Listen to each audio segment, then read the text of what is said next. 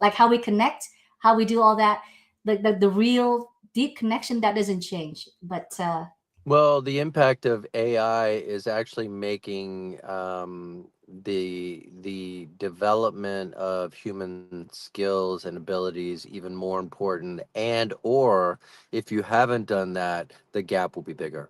exactly, exactly. Oh, we are live. Okay. Yeah. Hello, and welcome to the Becoming Show. Today is episode number 10 on the topic of love. And I have a very special guest, Jeffery Dean. Oh, well, okay. David, sorry. Last time I thought it was Dean. But, anyways, last time we talked, I interviewed you on my COVID's Love Summit. And I remember the conversation we had was so deep, so raw, and it was like, and I felt, okay, if I ever want to interview someone on love, I need to bring Jeffrey back. So here he is. And today is our day on love. However, what's new is Jeffrey has been working on AI businesses, and he's still a peak performer coach, but he brings AI into the business. And then, of course, the core of everything is relationships. So I'm super excited to have Jeffrey here with us today, sharing about this topic. Hey, Jeffrey, welcome, welcome. Hey, Great to have how you you back. doing? Thank you. Awesome. By the way, first of all, I want to thank you for stopping your road trip and having this conversation on the roadside. So thank you for that. Absolutely. Yeah. Absolutely. What a pleasure. Yeah. Okay, so first of all, what's new with you in your world of number one, the peak performance, and now with AI? And then how do you normally, when you work with people, with business owners, or with high performers, to be exact, how do you incorporate all of this AI and relationships and all thing in? Well, that's a question. Um, let me just, since you started, I'll answer it in pieces. So Okay. since you started the question with what's new, I will say that since we spoke, I moved to Mexico in a town that is called the Heart of Mexico, and Mm, it's built on rose quartz, which activates the heart. And it's actually it's a town in Mexico that has been picked as the best small city in the world 8 different years. It's called San Miguel de Allende, Mexico. mm, And so the since I've been there, I was working as a peak performance coach, and as you were just saying, that a lot of what happens as people start to focus on their career and on achievement and just basically the parts of life that they need to focus on to kind of work their way up the Maslow hierarchy of needs. um, they start to discover that there are certain parts of their life that they are not paying attention to, so their health, but I'm talking mental and physical health, and their emotional health. And yeah. so I tend to think that I don't know if everybody is familiar with the Maslow's hierarchy of needs, where it's your basic needs, and as you get further up, the last triangle is self actualization. I tend to think that that's actually wrong, and that that's upside down, because what happens is if you focus on Maslow's hierarchy of needs, meeting basic needs, and getting up to this spot where you earn your way to actually being able to figure out who you are, which is how society works and how we've been taught to do it, then you end up how most people do, which is they're at a certain level of accomplishment and they are unhappy. They realize that they built somebody else's story, what society said they should do, what their parents should do, or what they thought would make them successful, but not who they are. And so I tend to think that if you figure out who you are and you build your life that way, then it's actually on a solid foundation, even though that's the pointy part of the pyramid. Wow, Um, wow. Okay, wait, let me pause for a second because I think this is super important. And I really love how you flip that upside down. Can you share how you would describe what it should be? Like the each foundation or each phase. Sure. So when you build it on a foundation of answering which I would say is arguably the most difficult and simple question that everybody needs to answer. Who am I and what am I doing here? And most people will start, because again, Maslow's hierarchy of needs works like this. I'm a dentist or I'm a father, and those are things we do. Those are titles and identities that we have, but actually, who are we and what are we here to do? And that's a deeper question, and it's a question that a lot of people avoid or don't know how to answer. And there's a whole different dialogue around that. But when you do figure that out, then everything starts to flow from a different place. You're not making decisions as a dentist. You're making decisions as a human who's here to spread love, or as so there's a different mindset and a different way of operating. You look like Interesting. you're gonna ask a question. Well, yeah, and you know what? That question is probably on the minds of most people who have achieved pretty much everything that's on the outside, what we Right, call success, right, and yet on the inside they still feel empty or unfulfilled or something is missing. right.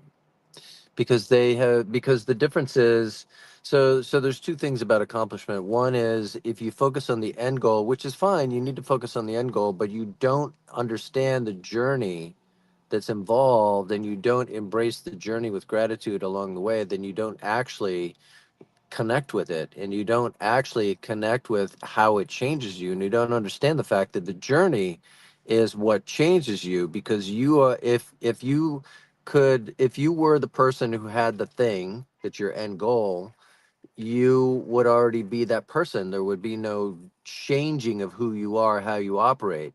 Right. But there needs to be shifts in how you think, how you behave, and how you relate, that equal the goal. And so people don't think that through. Like, who are the people that have this thing?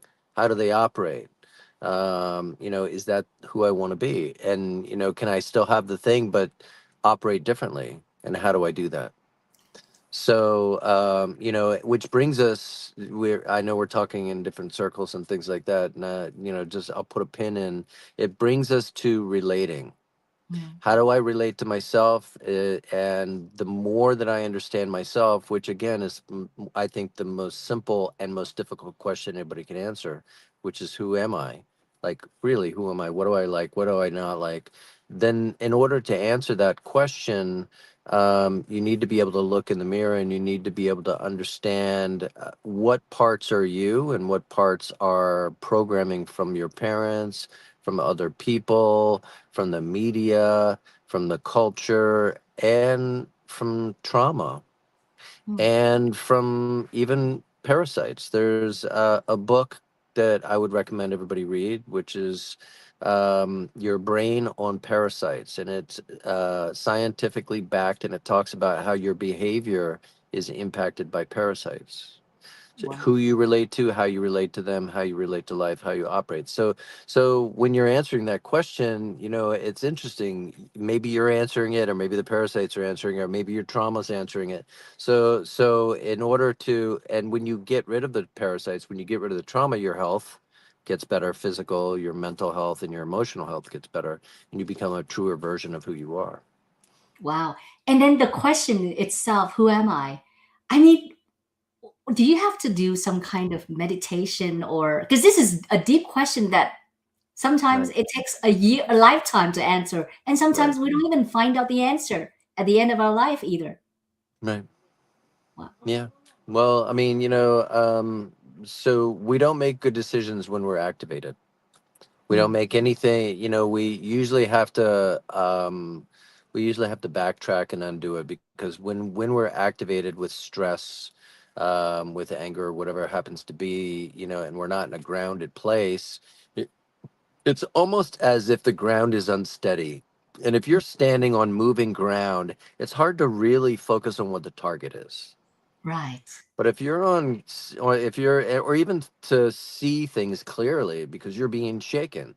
So if you're standing on clear ground, you can see things very clearly, and you can see what the path is very clearly, and you can go there very clearly, and you can make decisions. But, if you're making them from an unsteady ground, many times, well, actually what happens is, statistically, your IQ drops. So that's the first thing.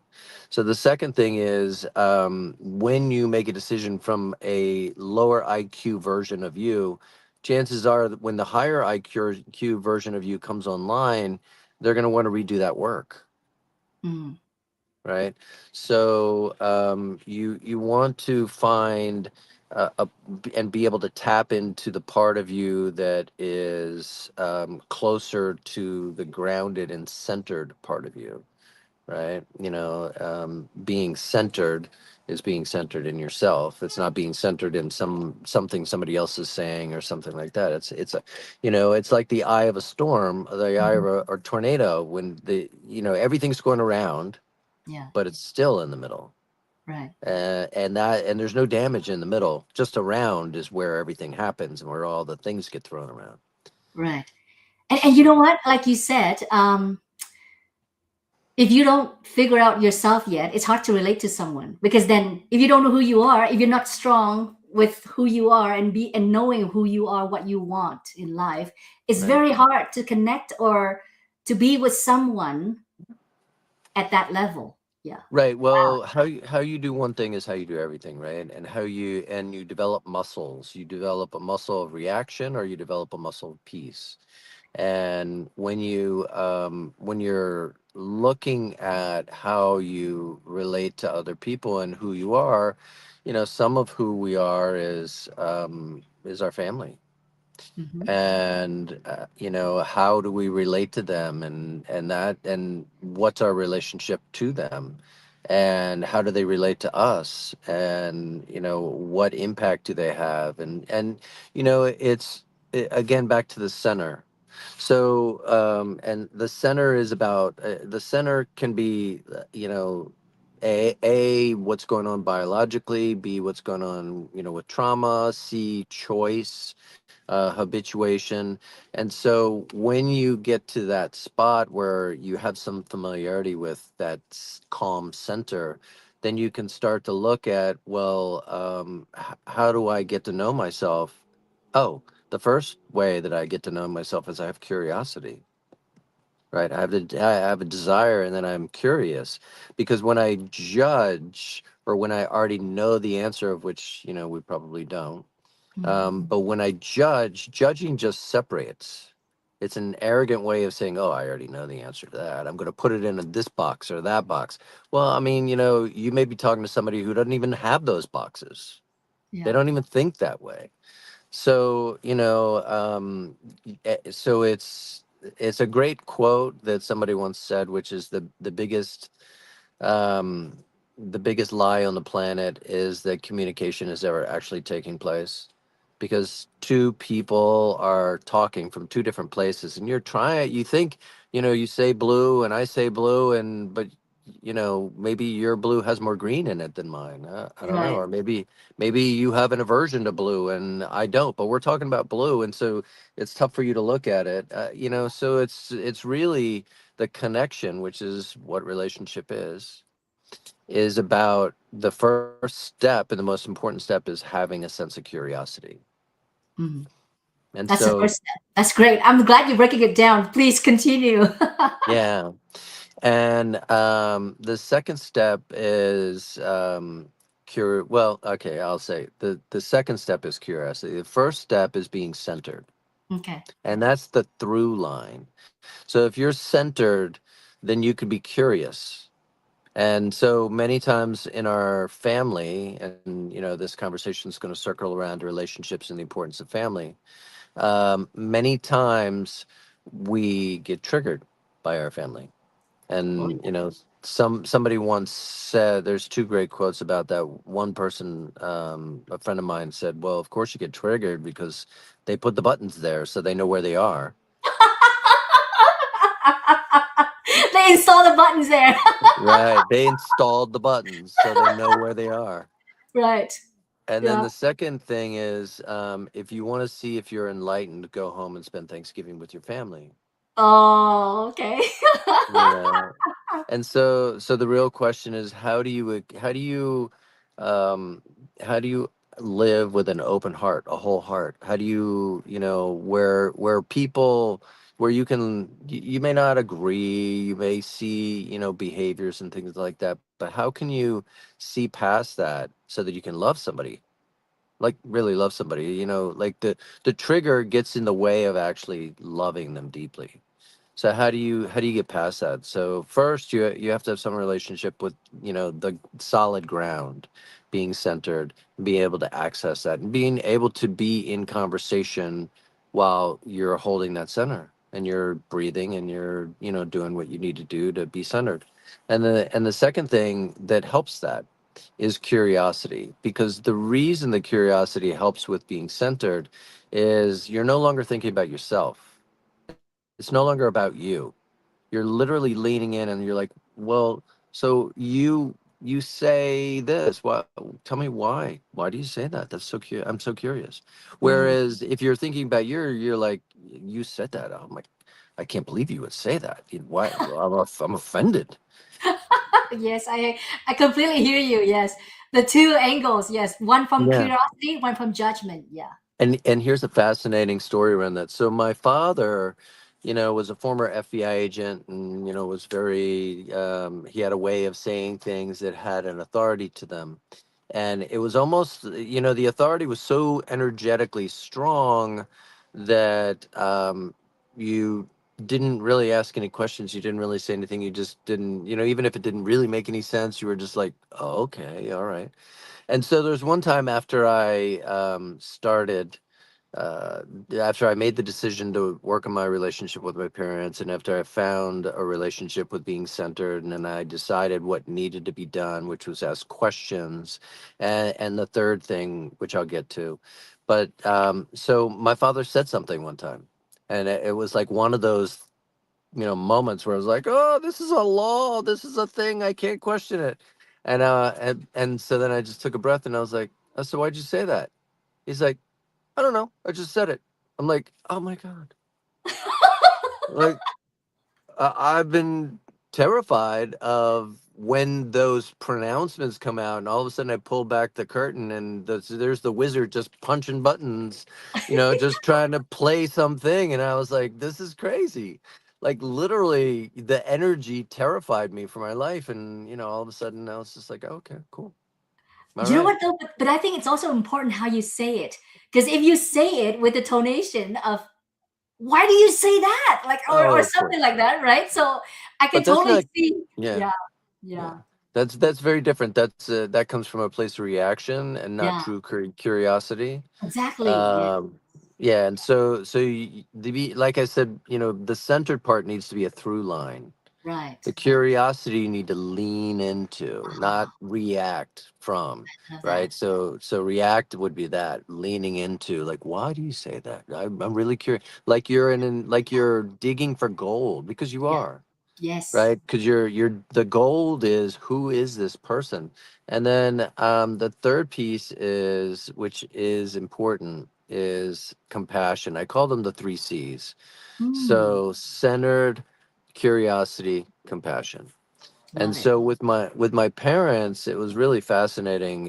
It when I decided to do this, it really changed everything about my relationships with them. And it was really it was uh, it was a treat, because I would have never thought that I could have the relationships that I had, but 10, 15 years prior. And my parents would have never thought that either. I mean, my mother, before she passed, maybe I want to say 6 months before, maybe eight, I don't know, it was maybe within a year of her passing. And it wasn't imminent that she would.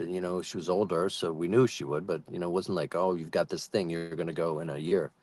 But she's like, when I go, you're going to be fine, we covered everything.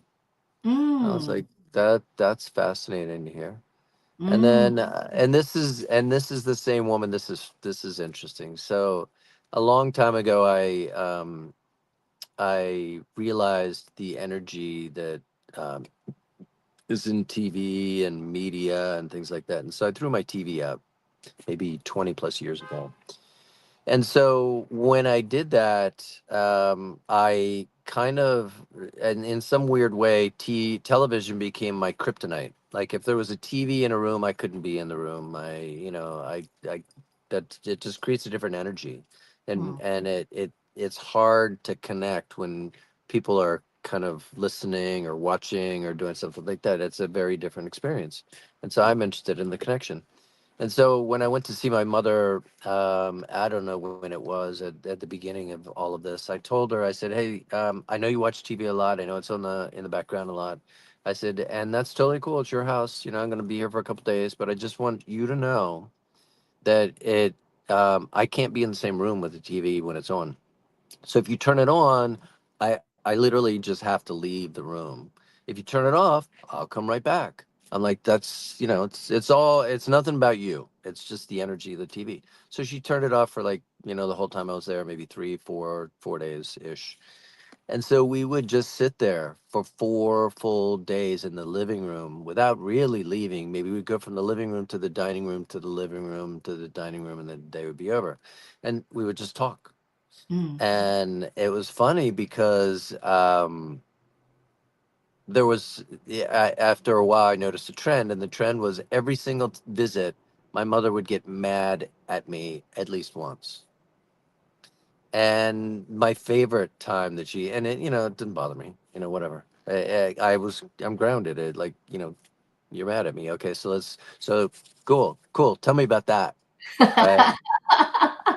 And so, and my family was very much of a mindset that conflict meant dissolution, meant problems. And I had shifted that to conflict is literally something we engage in, not aggressively, but something we engage in with curiosity because it draws us closer. Mm. Right. So when you have the expectation that, oh, we're in conflict, so we're Right. going to get closer, it's a very, very, very different experience than if you're like, we're in conflict, that's threatening. I feel like the relationship's not going to make it or anything like that.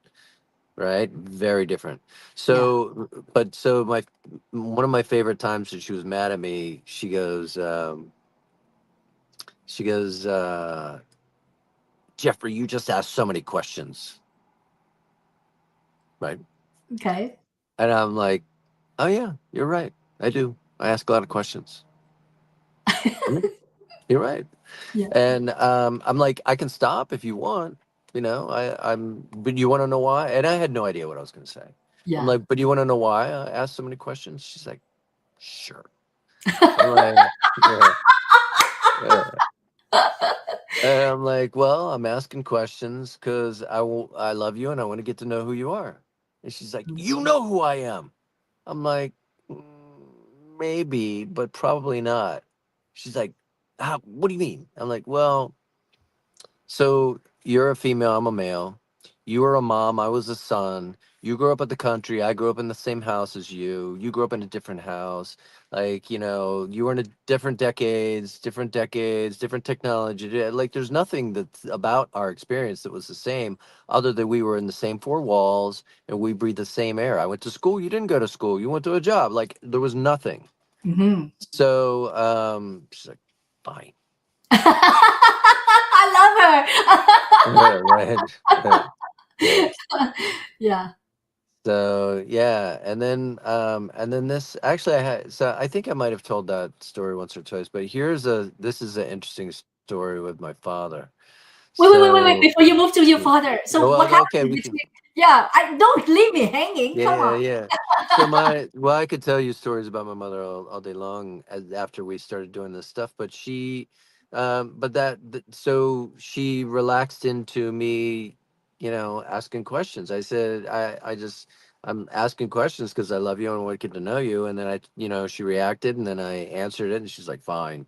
And so then, we just, continued whatever conversation. And it was and I have to tell you, here's the through line and the I guess maybe more not the through line but the title of this exercise. The title of the exercise is about um, the fact that our relationship with our parents is, oh, we know them, da da da, we spend time with them, we grew up with them, we were in the same house, but we don't give them the courtesy of actually, if we were to meet somebody, we would have a different level of curiosity about them. Mm. And so, like, I was like, who are you? You know, what dreams did you have when you were a kid? Like, what was it like having a kid? What was, you know, what, like, tell me about you. Like, what's your Mm, experience? And so I got to know her on such a level. So here's another thing. So there was one thing that my mother did that triggered me, that drove me nuts. Well, there were a couple, but there were a couple. But here's one. So she would, when she was serving food and she was, you know, getting it from the onto the plate from the pan or something like that, she would clink the spoon or the fork or the serving thing against the pan. And it was like clink, clink, clink, clink, clink. And I was like, and I'm like, no more clink. And I didn't say that, right? I was like, no more clinking. But then I realized in the course of the conversation that my mother grew up with nothing, mhm, literally nothing. And so, you know, they had bean soup, which was like beans and water and some other stuff thrown in from the garden. And that was it, right? And so, what I saw then when she did that was, oh, here's this woman who's making sure that all the food gets onto my plate. It's just a labor of love to make sure every single bite of mm, everything gets served to the person that she loves. right. And I was like, okay, I'm cool with the clinking. Yeah. Yeah. Oh, I really love how you see conflict, like the way you approach conflict as not something that we should avoid, but actually it's something we should be curious about, and it's an opportunity to bond deeper with that person. I love how you see things. Wow. Continue Yeah. with your father. Maybe this is another good story. I'm pretty sure. Yeah. So my father,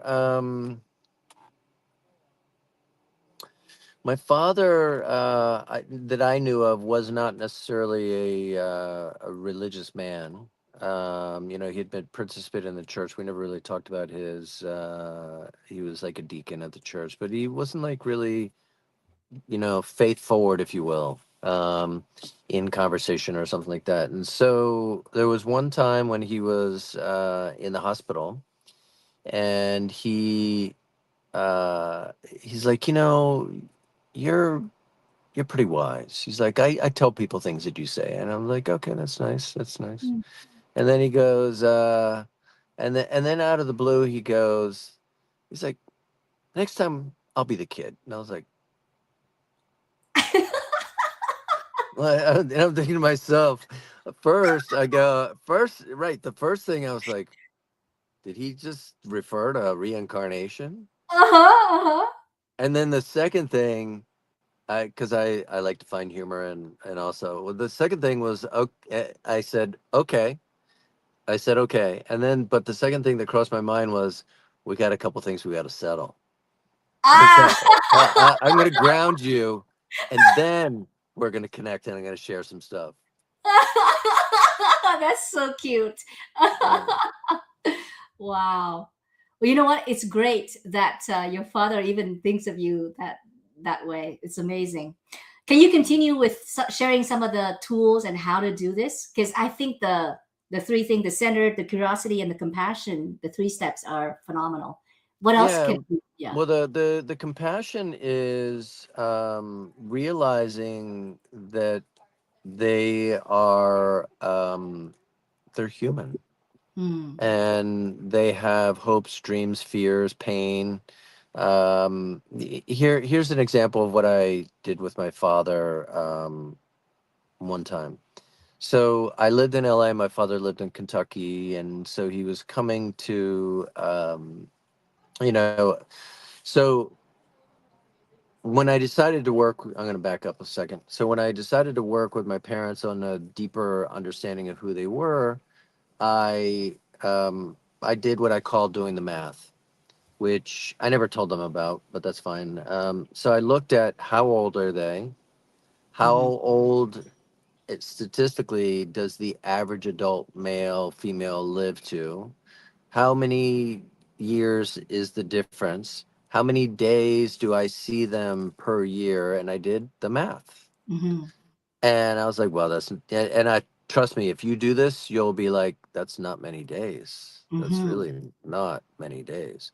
Hmm. And so that's the first thing. It just kind of wakes you up a little bit. And the second thing is, since the goal was to increase in the connection, I asked, and connection comes from honesty. So that's another piece in all of this. So everything has to come from all the connection, all the words that you say, and everything like that needs to come from a place of honesty. Mm. And so I had made a promise with myself that, and this is a whole nother piece, that I would share everything, all of my life, any question they asked or something like that, and all of a sudden, it opened up a whole another way of relating. But so I decided that it would be disingenuous for me to say, "Oh, okay, I'm going to go a couple more days, here and there," because in the scheme of things, over that many years, and both pre that time, and then in the average scheme of things, adding 20 more days really didn't wasn't gonna. It was numbers. It wasn't what the goal was, and so I decided I would call, and the calls would be without agenda and conversations as if I was sitting next to them on the couch. Mm. And so we would have conversations like that. And so after like a year and a half of those conversations, my father's like, "Oh, we're gonna come out." All of a sudden, we've got a um, little bit of local street music for a second. But Nice. yeah, right. So my father's like, "I'm gonna come out and see you." And usually, when my father and I had spent time together, it was a day or two, and I kept myself busy. I'd watch TV and stuff like that. And so I was like, "Cool. Well, why don't you come out for a week?" And he's like, "Great." I'm like, "Great." And I hung up, and I'm like, "What did I just do?" Like I know what I'm doing, but like, what did I just do? So so the first thing I did was I'm living in LA, the second largest city in the country, right? So I'm like, well, it'll be fine. There's things to do in LA. So I go to the bookstore and I get a book. Let's Go LA. It's got all Mm. the stuff. And so I get this book and I start looking through it. I'm like, how is there nothing really that interesting that I think he'll like for in this whole book, in this whole city? And I put the book down, I'm looking at it, and I hear this intuition, if you will, that says, spend 30 minutes a day with him. And I'm like, as I tend to do with intuition, I'll argue with it, but eventually I'll come around. I'm like, 30 minutes a day, I'm going to spend 24/7 with this guy, like 30 minutes a day. It makes no sense. So Mhm. then we get, now we're 2 weeks out. I pick the book back up. I'm flipping through it. Still nothing in the book. Put it back down. I hear 30 minutes a day. And I'm like, 15. You got 15 minutes, right? It's crazy. And so then now we're a week out, and I look at the book. Like, fine, 30 minutes a day, whatever. So, and I have no idea what I'm agreeing to. I don't know what 30 minutes a day is. I don't know what this intuition thing is telling me. So my father comes, and he and his wife are there, and and they're like, "So what are we gonna do?" And I was like, "Well, one thing I want to do is I just want to spend 30 minutes a day with you." He's like, "Okay." I'm like, "Cool." Um, and so we'll sit in the garden. He's like, "Great." I'm like, "Okay, cool." And meanwhile, I'm like, "Okay, so that's it. Like 30 minutes a day. I don't know what I'm gonna do. Like, what's this all about?" Because it was very clear it was 30 minutes a day, but that was it so far. Mm. And so next day we get up and he's like ready. He's like got the smoothie. He's like, "You ready to go?" I'm like, "Yeah, I'm ready." So we go outside, and I'm like, sometimes this will happen where I'll start to speak and I don't have a plan, but it comes out as true as it could possibly come out. So I said, "All right, so there's a few rules to this." And he's like, "Yeah, yeah, right." And he's like, "What are they?" And I'm thinking to myself, my internal dialogue is like, "Yeah, what are they?" And so when he said that, I said, well, the first rule is nothing that we say is out of bounds, or there's no secrets, or like you can go inside and tell your wife whatever, like we're just having a conversation, where it's wide open. And the second rule is I want you to feel like it's wide open so we can talk about anything and it may, as a subset of that, feel weird because I'm going to ask you about things that you'll be like, well, you were there, weren't you? But Mm. we're just going to explore. He's like, okay.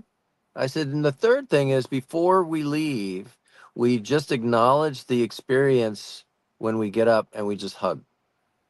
Wow. And so we, in the spirit of authenticity and conversation, I asked him all these questions. We talked about different things, and this was amazing. So it was like maybe Thursday, and I think they were leaving on Saturday or something. I seen, there's this thing. It's really, I don't know what to tell you.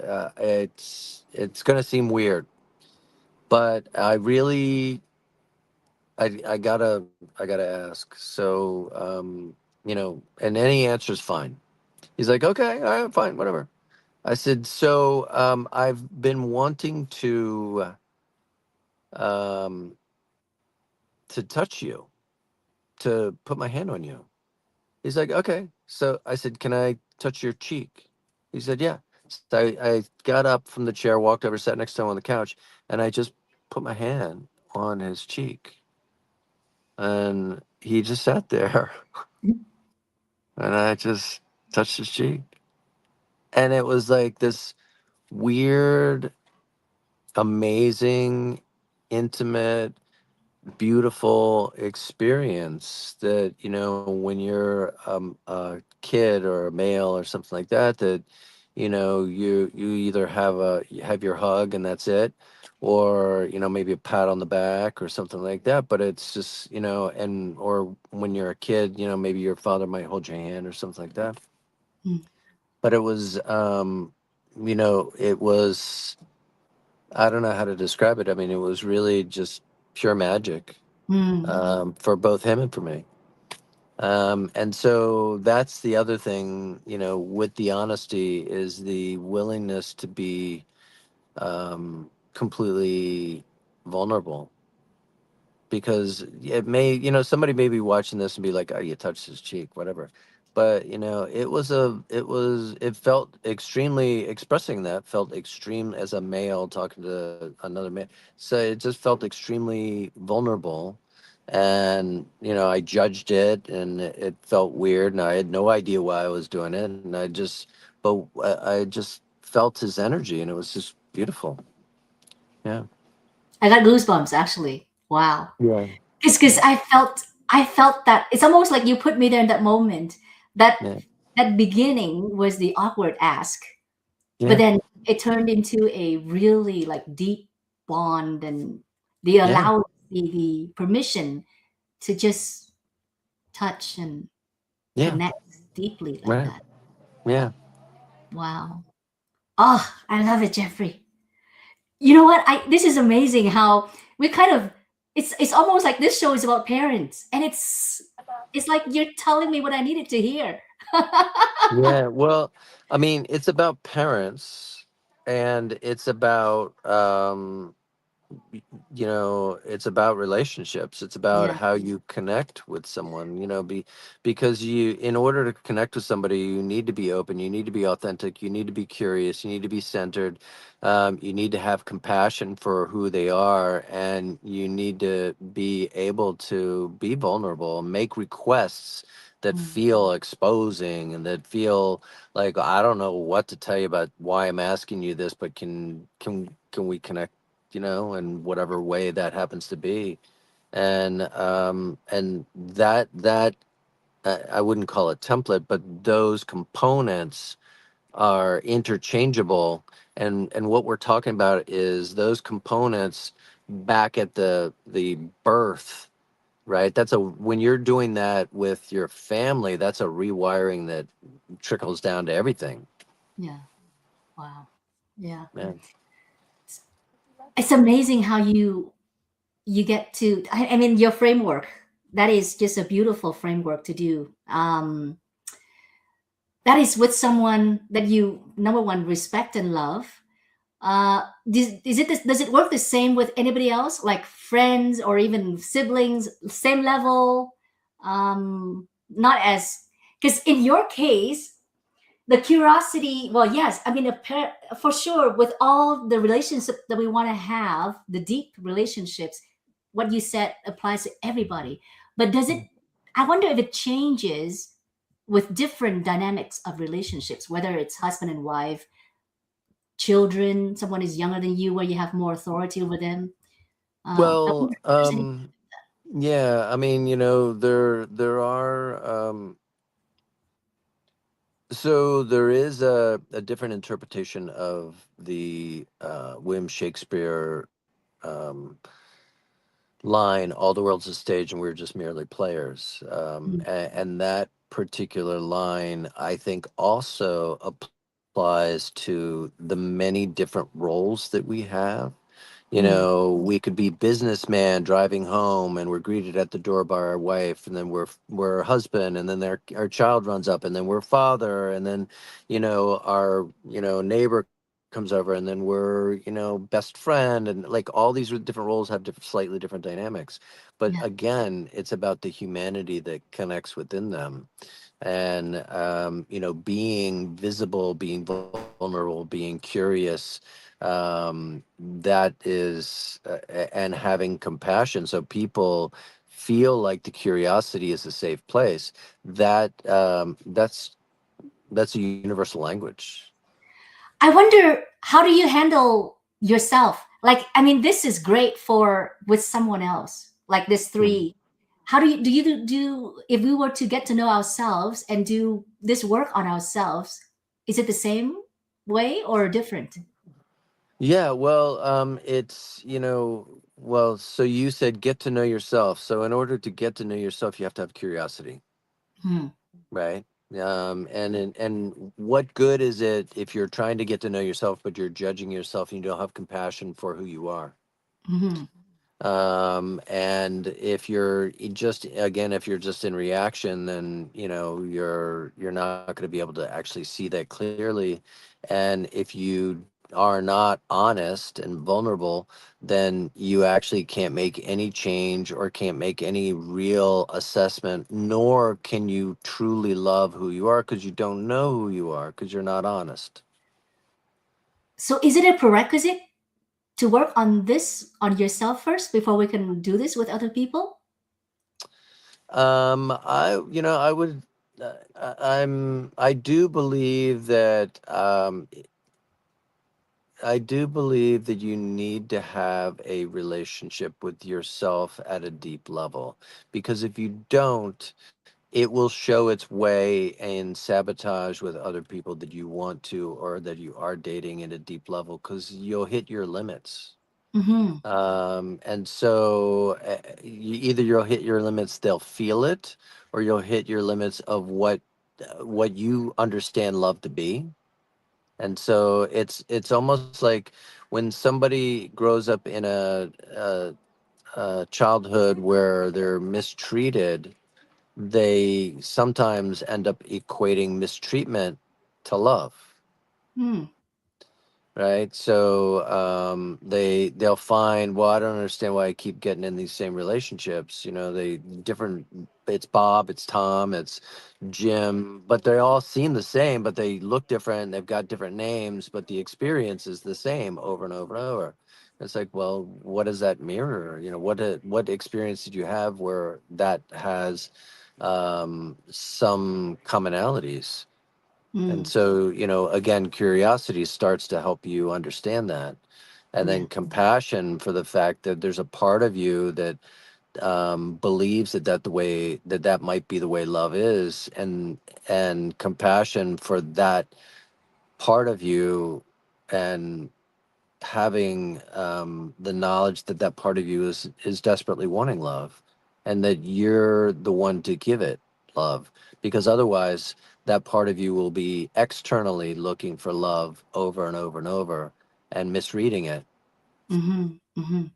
I would love to switch gear and bring in some AI stuff in here because we're Uh, both in AI right now, and yeah, it's like when it comes to tech, like AI is just gonna like flip the world upside down in right, every sense: jobs, businesses, careers, and of course relationships too. Because right. yeah, and what are your like? Have you seen any trends in terms of because the tools that you mentioned has been there forever, like the centeredness, the curiosity, and the compassion that will always work anytime. And Hmm. especially now, it seems like with us being so distracted with with online social media and now AI, robots, and all that stuff, how can we use AI for good versus for bad. Any thoughts on that? Sure. Well, I mean, so first and foremost, AI is a tool. Hmm. And so, like any tool, the intent of how you use it makes a difference. Yeah. For some people, a knife is great for a steak, and for some people, it's great for cutting rope, and other people, it's not good. So, it's a tool, and your intent makes a difference. And it's also it's a amplifier. So what I mean by that is that you it amplifies the the pieces of humanity that have not been developed, and it amplifies the pieces of humanity that make humanity beautiful. So, if you are in touch with your heart and your creativity and your empathy and your humanity, then there will always be a place for you. Mm. But if you're living in your head and your spreadsheet this and da da da, you can get replaced pretty quickly, um, and you haven't really claimed what your strength is. And your strength is humanity. We have souls, we have hearts, we have empathy, we have connection. There's certainly there are much like the Spike Jones movie where the guy falls in love with the computer. And so the computer or AI or things like that can say words, and you can give them a tonality, but you're the one that interprets that as something. Mm. It's not really, it's a pattern it may be giving you, but there's not necessarily a feeling. You there's I'm a big believer in humanity and our hearts, and I think when you tap into your hearts, then you really have access to your soul and to a sense of things that are bigger than this. And even if you look at what humans can do, so humans can only see a very small percentage of light waves. Mm. And so that means there's a whole world dimensions that Mm. we can't even see. Yeah. So, but there are people who have worked on that part of themselves and have access to some of the energies and can see, not everybody has the same experience. And if you have an experience that's a little wider in perspective than somebody else, it's hard to explain that to somebody Mm. else. Yeah. But there is a an ability to continue to connect and to, I hate to say leverage, because you're not using it, but you're tapping into the power of intuition, creativity, energies that are bigger than us. And in fact, even if you just look at the physicality, so they've been able to measure the energy coming off of the heart 6 feet from the body, Ooh, six right? feet. Wow. Yeah, right. So there's actually, I mean, there's energy and physiological things that humans are doing with knowledge, by some people, and without knowledge by most people, but we can feel it. Mm-hmm. And so I really think there's a place for humanity. I just think that we need to double down on the humanity part, and let go of the places that we might not be as good at, but our friendly AI may be better at. Hmm. Wow, I really love how you, because if that's the case, then we can't be replaced because Right. AI is Right. not human. It doesn't Right. have the emotions and the experiences that we've had, or even the ability to connect the like the relationships or the experiences that we've Hmm. had before to this.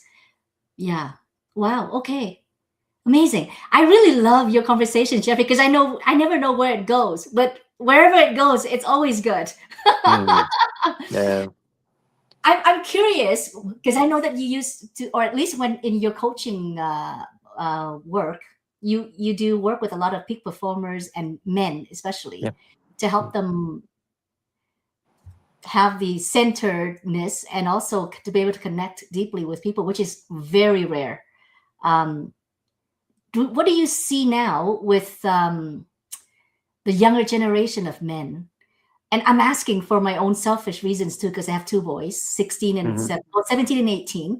And Uh-huh. I'm very fortunate. They're very good on themselves. They're very independent. They know what they need to do. And all, so I don't have to babysit or like tiger mom kind of thing. But Hmm.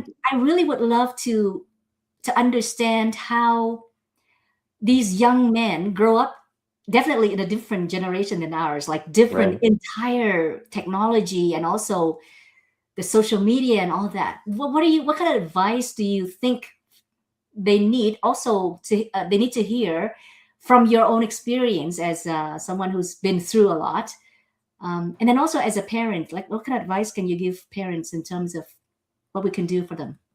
Right. Well, I mean, again, it comes back to, well, okay, so two things. One is the world is changing very rapidly in terms of career, business, industries, and things like that. So, if and there's a different level of comfort that different generations have with technology and what's going on. The bottom line is that technology, no matter what your comfort level is changing so fast. It's like riding a bicycle behind a train. You're just never going to catch up to it. Mm, So, again, it's really about leaning into where the strengths are and making sure that you understand how to relate, that you're working on your relationship to your trauma. So it's not making decisions for you. And so, and deciding how you want to live your life and what your values are, and then living according to that. And values get stress tests. mm, Somebody can say, "Oh, my value is truth," and then they have a situation where maybe telling the truth might get them in trouble, and so then mm. all of a sudden it's not their top value. Yeah. Um, so there's a difference, and when you really commit to your values, then you live I mean, this sounds weird, but you live a valuable life, right? You live a life that's about contribution and impact and legacy and creation. So you have come up with the answer to the one big question, which is, above the other two that I gave at the beginning, and we can kind of close on this one, which is, what's the meaning of life? And the meaning is what you put into it, Mm. you know? Well said. Yeah. Well, okay. In that case, I ask all of my guests one question at the end, and it's Uh, what's your happy pill? What do you take when, or what do you do mm. when you feel down, when you feel challenged, when things just don't go your way? What do you do? Well, I have a complete set in my happy pill. Depends on where I'm at or what I do or what feels like if my happy pill was that little strip that has Monday, Tuesday, Wednesday, Thursday for the pills, right? It depends on what day it is that I refer to my happy pill. So one could be go outside. Another one could be move my body. Another one could be dance. Another one could be connect with someone who makes me, who creates a certain feeling inside of me. Another one could be listen to music. Another one could be breath work. Another one, which is always a winner, it's every day of the week, is my dog Lucy. So Ah. yeah, Beautiful. Thank you so much for this wonderful interview.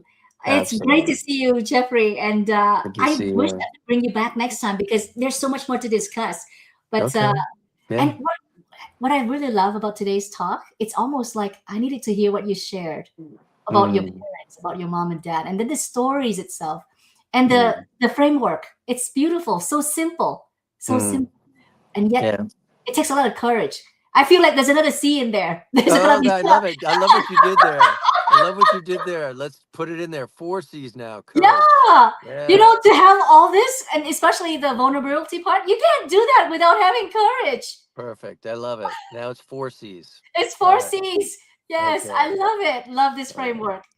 Thank you All so much, right. Jeffrey, and I'll see you next time. Okay. Thank you, Thank you so everyone, much. for tuning in. Appreciate you. All Yeah, right. thanks Bye. so much. Okay, see you next time. See you tomorrow. Bye All bye, right. everyone. Bye.